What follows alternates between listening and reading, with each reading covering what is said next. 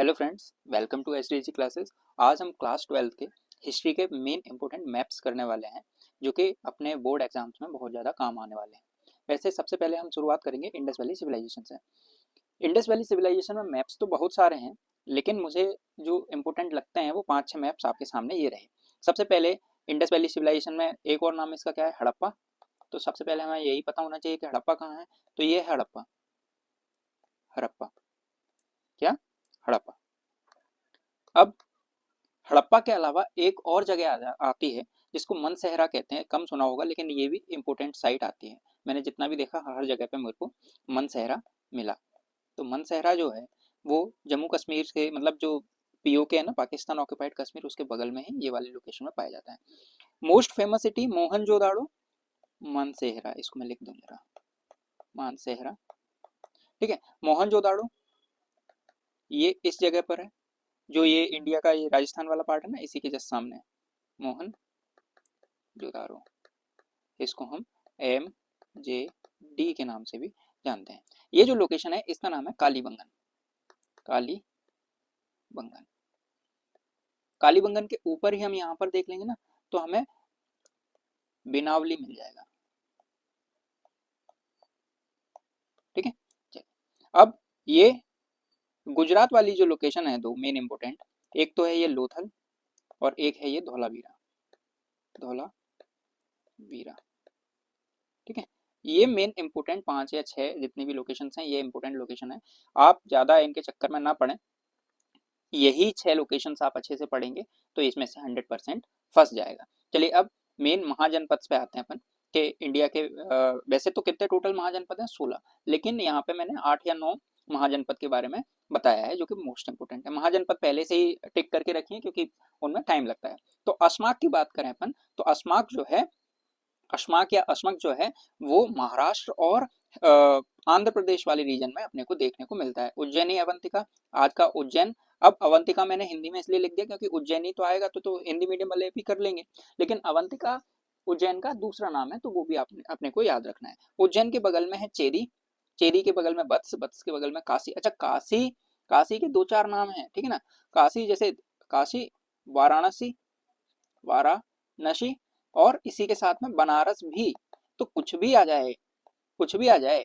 काशी वैसे तो अगर महाजनपद में पूछा जाएगा तो काशी ही पूछा जाएगा, वाराणसी भी पूछा जा सकता है, लेकिन नॉर्मल लोकेशन लोकेट करने के लिए भी आ जाती है। वो अभी मैं नेक्स्ट मैप में बता दूंगा कि अगर एग्जैक्ट वाराणसी सिटी लगानी है तो हम कहाँ पर लगा पाएंगे। चलिए, फिर उसके बाद में सबसे मोस्ट इंपोर्टेंट चीज आती है मगध। मगध जो है वो बिहार वाला रीजन, बिहार और झारखंड वाला रीजन पूरा मगध पाया जाता है। अगर इसी के नीचे देखें अपन तो और सारी चीजें देखने को मिलती हैं। वहीं सूरसेन, मथुरा, तो मथुरा वाला रीजन ये आता है, ठीक है। इसको सूरसेन या मथुरा दोनों ही कहा जाता है। मत्स्य, मत्स्य राजस्थान वाला एरिया आता है। सूरसेन के ऊपर कुरु, इंद्रप्रस्थ, या आज के समय पे दिल्ली, दिल्ली, ठीक है। इसी के बगल में पांचाल। पांचाल जो है अपने कहानी सुनी है, सेकंड या थर्ड चैप्टर अपना महाभारत वाला है ना, थर्ड चैप्टर महाभारत वाला है, तो वहां पर पांचाल, पांचाली वाली कहानी अपन ने सुनी है। तो ये पांचाल, ये कितने, 1 2 3 4 8 9 मेन मेन 8 या 9 या 10 मेन मेन महाजनपद हैं। इन सभी को हम याद रख लेंगे लोकेशंस के साथ में। और अशमाक जो है वो महाराष्ट्र में है मेनली। उज्जैनी अवंतिका मध्य प्रदेश में है। चेदी भी मध्य प्रदेश में लगती है। वत्स जो है वो उत्तर प्रदेश और मध्य प्रदेश की बॉर्डर पे निकलती है। काशी पूरी तरह उत्तर प्रदेश में है। मगध बिहार और झारखंड में आती है। पांचाल जो है वो पूरी तरह उत्तराखंड और उत्तर प्रदेश में आती है आज के समय पे। सूरसेन मध्य प्रदेश का थोड़ा सा भाग, उत्तर प्रदेश का बहुत सारा भाग और थोड़ा सा भाग राजस्थान का आज के समय पे पाया जाता है। कुरु दिल्ली वाला क्षेत्र है, ये मत्स्य राजस्थान वाला एरिया है। चलिए हम अब आगे बढ़ते हैं। आइए, इसका अपन स्क्रीनशॉट भी ले सकते हैं। अब हम बात करेंगे बौद्ध भगवान से रिलेटेड जितनी भी प्रमुख स्थान है उन सभी की।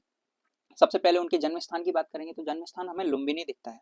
क्या दिखता है? लुम्बिनी। लुम्बिनी जो है मेनली आज के टाइम पे नेपाल में है, लेकिन हम फिर भी इसको नेपाल और बॉर्डर, नेपाल और उत्तर प्रदेश के बॉर्डर पे हम लगा देंगे। दोबारा से लोकेट करते हैं अपन ऐसे, ठीक है। तो ये क्या है? लुम्बिनी, लुम्बिनी। चलिए आगे बढ़ते हैं। अब अगला क्या आता है हमारा? अगला आता है बोध गया। बोध गया हमें कहाँ मिलता है? बोध गया हमें बिहार में देखने को मिलता है। बिहार में, बिहार और उत्तर प्रदेश की लगभग थोड़ी सी सीमा पर लगता है, मतलब बिहार की तरफ ही है, जो कि इस जगह पर है। चलिए, इसको क्या नाम दिया गया है? बोध गया, बोध गया।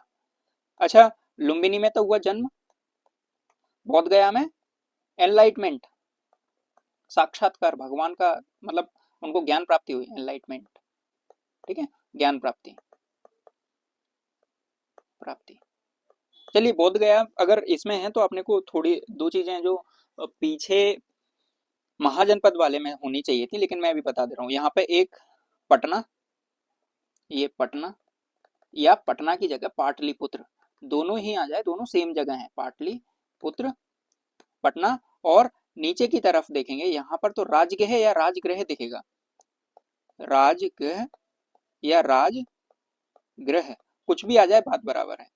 और राजगीर, तीनों ही बात बराबर है, राजगीर। तो राजगृह या राजगीर, ठीक है, हम इस चीज को समझ सकते हैं। ये भी तीनों बिहार में ही है। वो पीछे वाले टॉपिक की थी, लेकिन इसमें अपन कवर कर लेंगे, उसमें जगह ऐसी थी नहीं जिसमें अपन लोकेट कर सकें सही से। चलिए आगे बढ़ते हैं। जन्म हो गया, बोध गया में उनको एनलाइटमेंट हो गई, ज्ञान प्राप्ति हो गया। अब उनका प्रथम उपदेश आएगा जो कि सारनाथ में है। सारनाथ भी उत्तर प्रदेश में है, ठीक है। सारनाथ के लिए हम ये लोकेट करेंगे, ये इस लोकेशन को, ये क्या है? सारनाथ, सारनाथ। और सारनाथ में उनका प्रथम उपदेश हुआ, और यहाँ पर इस जगह पे उनका निर्माण होता है।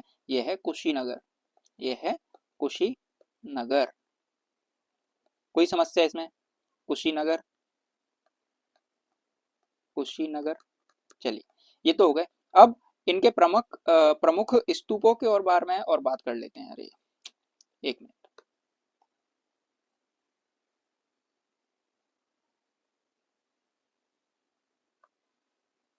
चलिए आगे बढ़ते हैं।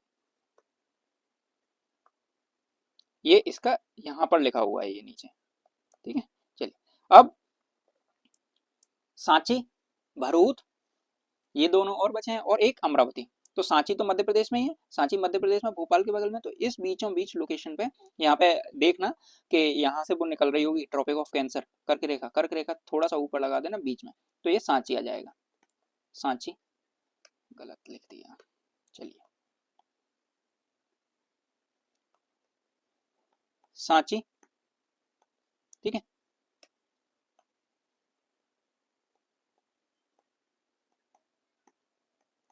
सांची। अब भरहूत है जो है, भरहूत मध्य प्रदेश और उत्तर प्रदेश के बॉर्डर पर पड़ता है। तो ये हम लिख लेंगे यहाँ भरहूत के बारे में, भरहूत का स्तूप, भरहूत, भरहूत। और वहीं एक और स्तूपा देखने को मिलता है हमें, इसका नाम है अमरावती। अमरावती जो कि अब बचा नहीं है स्तूप के रूप में, लेकिन प्रमुख स्तूप माना जाता है, अमरावती। अमरावती कहाँ है आज के समय पे? अमरावती आज के समय पे आंध्र प्रदेश में है, अमरावती। चलिए, मैं सिंपल मैप इसलिए करवा रहा हूँ क्योंकि आपके एग्जाम में भी most of the time simple map ही आएगा बिना स्टेट्स के, इसीलिए मैंने ये सब कुछ किया है। तो ये प्रमुख जगह है जो बौद्ध धर्म से रिलेटेड है, ये सभी इसमें आ जाती हैं। जन्म लुम्बिनी में होता है, निर्माण कुशीनगर में होता है, बोध गया में उन्हें एनलाइटमेंट प्राप्त होता है, और सारनाथ में उनका प्रथम उपदेश होता है। पटना और राजगृह या राजगीर जो है वो पिछले वाले टॉपिक के थे, लेकिन बिहार में ही है, इसीलिए मैंने यहाँ लोकेट किया। फिर 3 स्तूप और आते हैं, सांची का स्तूप, भरूच का स्तूप और अमरावती का स्तूप। ये अपन याद रख लेंगे। कोई समस्या इसमें? चलिए आगे बढ़ते हैं। ये हिंदी इंग्लिश करना था, इंग्लिश में ही हो गया। चलिए, अमरावती। अब हम आगे बढ़ते हैं। अब मेनली हम 1857 के रिवॉल्ट से रिलेटेड जितने भी इंपोर्टेंट प्लेसेस हैं उनकी बात करेंगे, ठीक है। 1857 के रिवॉल्ट के जो मेन इंपोर्टेंट प्लेसेस हैं उनमें सबसे पहले एक जहां से गांधी जी ने सबसे पहले आंदोलन करना शुरू किया, उसका नाम है चंपारण। चंपारण, चंपारण कहाँ है? बिहार में है। चंपारण कहाँ है? बिहार में। इस जगह पे लोकेट कर देंगे अपन, नेपाल के बॉर्डर पे, बिहार में। ये है चंपारण। क्या नाम है इसका? चंपारण। चलिए, चंपारण के बाद में एक इंपॉर्टेंट जगह हमें और देखने को मिलती है जो कि चौरा चौरी है या चौरी चौरा है, वो भी गोरखपुर में है। और गोरखपुर जो है वो नेपाल के साथ में बॉर्डर शेयर करता है और थोड़ा सा बिहार बॉर्डर के पास में भी है। तो चौरी चौरा हम यहाँ लगा देंगे, चौरी चौरा, चौरी चौरा। चलिए आगे बढ़ते हैं। अब एक कोलकाता यहाँ से लगाते हुए ही चले।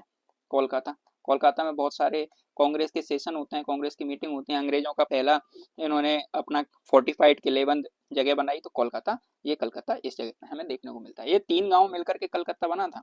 ठीक है, अपने को 8th क्लास की कहानी याद होगी। चलिए आगे बढ़ते हैं। कोलकाता के बाद में हमें देखने को मिलते हैं, उत्तर प्रदेश की सारी चीजें लगा लेते हैं।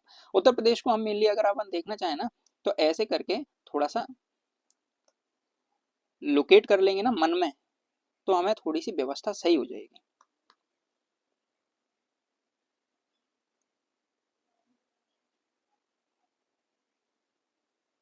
ये इस प्रकार से चंपारण चला गया उधर, रुको व्यवस्था करते हैं चंपारण की, रुको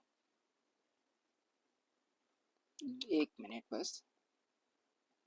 अरे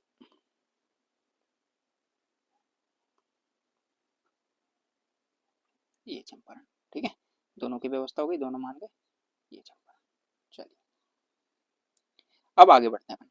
तो अगर कानपुर की बात करेंगे, तो कानपुर हमें इस लोकेशन में देखने को मिलेगा। कानपुर, ये क्या है? कानपुर, कानपुर नहीं कानपुर। कानपुर के अलावा लखनऊ, कानपुर के अलावा लखनऊ, लखनऊ हमें बिल्कुल बीच में देखने को मिलता है। लखनऊ, ये सारी स्पेलिंग्स जो है ना, अंग्रेज बिगाड़ करके गए हैं। हमारा तो लखनऊ था, ये लखनऊ करके गए हैं, लखनऊ। इसके बाद में दिल्ली, दिल्ली हमारा बीच में यहाँ पड़ जाएगा। ठीक है, दिल्ली, DELHI, दिल्ली। ठीक है, दिल्ली के बगल में ही यहाँ पर अपने को एक और जगह देखने को मिलेगी, बिल्कुल मोस्ट इंपोर्टेंट, उसका नाम है मेरठ। और मेरठ की भी स्पेलिंग खतरनाक है, मीरठ। ठीक है, मेरठ। चलिए अब आगे बढ़ते हैं। दिल्ली, दिल्ली हो गया, मेरठ हो गया, कानपुर, लखनऊ, चौरी चौरा। चौरी चौरा कहाँ है? गोरखपुर में है, गोरखपुर, गोरखपुर। चंपारण हो गया, कोलकाता हो गया। अब थोड़ा सा नीचे की तरफ आते हैं। नीचे हम देखने को मिलेगा कहाँ, चलिए सबसे पहले नीचे ही चलते हैं। मद्रास, मद्रास रीजन, मद्रास ये है यहाँ पर। ठीक है, मद्रास को, मद्रास तो नाम है ही, चेन्नई आ जाए सेम प्लेस है। मद्रास पुराना नाम है, चेन्नई नया नाम है। ठीक है, चेन्नई नया नाम है, और मद्रास। ठीक है, मद्रास चेन्नई हो गया। अब हैदराबाद, हैदराबाद इस लोकेशन में है। पहले आंध्र प्रदेश और तेलंगाना जब एक थे, तब हैदराबाद उनकी राजधानी हुआ करती थी। आज के समय पे तेलंगाना की राजधानी है। अभी आप लोग कमेंट करके मुझे ये बताएंगे कि आंध्र प्रदेश की राजधानी क्या है? हैदराबाद, जरूर कमेंट करेंगे। ठीक है, चलिए आगे। मुंबई, ये लोकेशन मुंबई की है। ठीक है, ये मुंबई या बॉम्बे, मुंबई या बॉम्बे आ जाए, कंफ्यूज मत होना। वैसे तो नहीं होगे, मुझे मुंबई पे तो नहीं होगे, पता है हमें। ठीक है, बॉम्बे। और एक जगह है सोपारा, सॉरी, मुंबई से बिल्कुल ही थोड़ा सा ही ऊपर है। ठीक है, ये सोपारा, इसका नाम क्या है? सोपारा, सोपारा। अब एक जगह और हमें देखने को मिलती है, उसका नाम है नागपुर। नागपुर हमें मध्य प्रदेश और महाराष्ट्र के बॉर्डर पे देखने को मिलती है। 1956 से पहले नागपुर जो है वो मध्य प्रदेश का ही हिस्सा हुआ करता था, सेंट्रल प्रोविंस का हिस्सा हुआ करता था। चलिए ये क्या है? नागपुर। अरे नागपुर क्यों हो रहा है भाई ये? कानूपुर, नागपुर नागपुर। चलिए अब एक और है जिसका नाम है नासिक। तो नासिक हमें देखने को मिलता है इस लोकेशन पे। नासिक थोड़ा सा गुजरात के नीचे पड़ता है, सॉरी, यहाँ पर, ये नासिक की लोकेशन है। गुजरात वाला जो रीजन आता है, यहाँ से ऐसे ऐसे घूम करके ऐसे, तो इस लोकेशन में पड़ता है। ठीक है, ये है नासिक।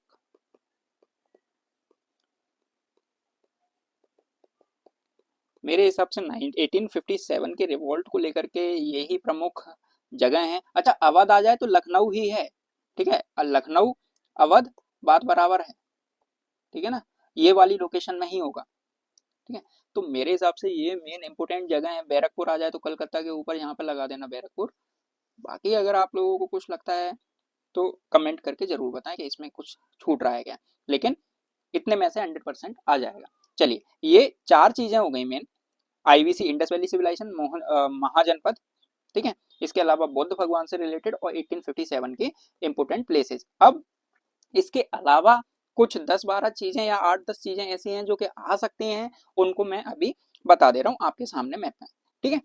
इसके अलावा मैप से बाहर, मतलब क्वेश्चन पेपर में मैप और बाहर से नहीं आएगा, क्योंकि अपन ने बहुत सारी चीजें कवर की हैं। हमें हमेशा चीजें स्टेट्स के साथ में याद रखनी है, हमें पता होना चाहिए कि कौन सी स्टेट में कौन सी लोकेशन आ रही है। जब तक हमें स्टेट्स ध्यान नहीं होंगी तब तक हम मैप लोकेट नहीं कर पाएंगे। अपन 12th क्लास में, अपन बच्चे नहीं है कि अपने को 2-4 चीजें अपन ने रट ली और वहीं पर हमें चीजें देखने को मिल गई। हमें पता होना चाहिए कि कौन सी स्टेट्स है और कौन सी स्टेट्स में कौन कौन सी लोकेशंस पढ़ सकते हैं। चलिए, अब कुछ एक्स्ट्रा हैं, यहां मैं लिख भी दे रहा हूं एक्स्ट्रा, ठीक है। हम नॉर्दर्न इंडिया से शुरू करेंगे और नीचे की तरफ चलेंगे। सबसे ऊपर हमें शिमला देखने को मिलता है। शिमला जो है वो इस लोकेशन में है। शिमला एक राज्य की राजधानी है। आप बताएंगे कि कौन से राज्य की राजधानी है, कमेंट में शिमला, ठीक है, शिमला।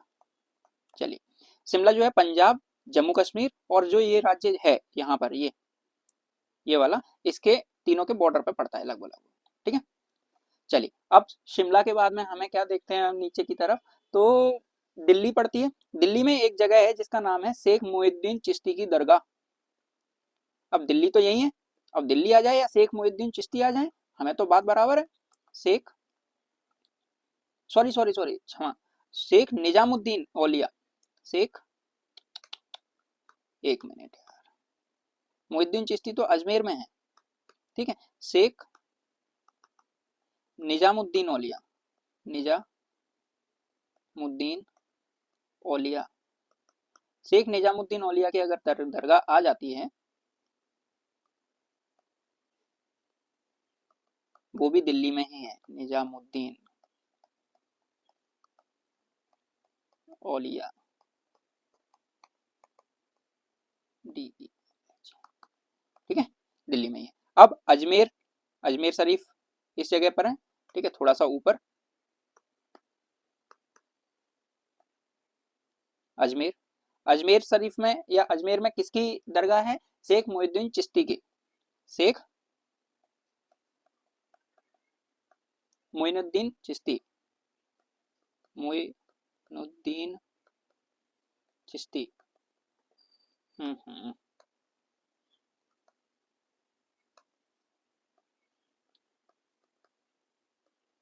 शेख मोहिउद्दीन चिश्ती, ये कहाँ है, अजमेर।